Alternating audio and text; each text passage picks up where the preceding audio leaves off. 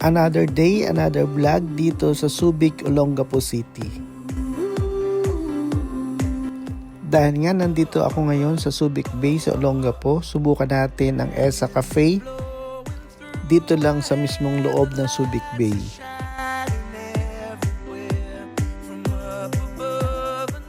Ang ESA Cafe ay makikita natin sa loob ng lobby ng Riviera Hotel.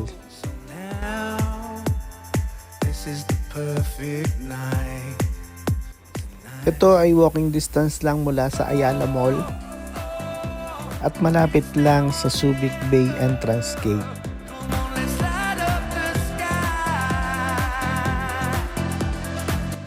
Masarap tumambay dito sa ESA Cafe dahil maluwang ang kanilang place.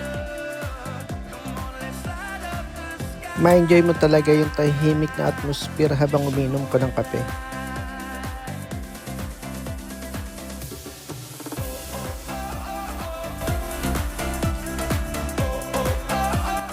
May mga pastries at meron din silang Korean noodles.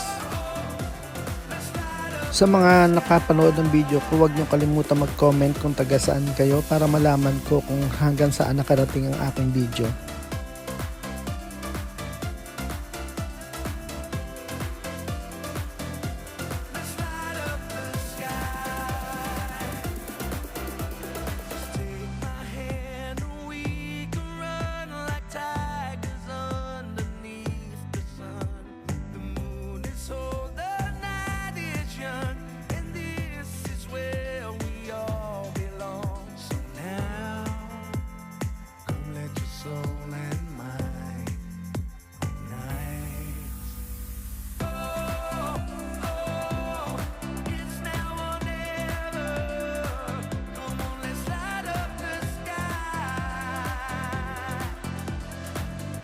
Yun lang.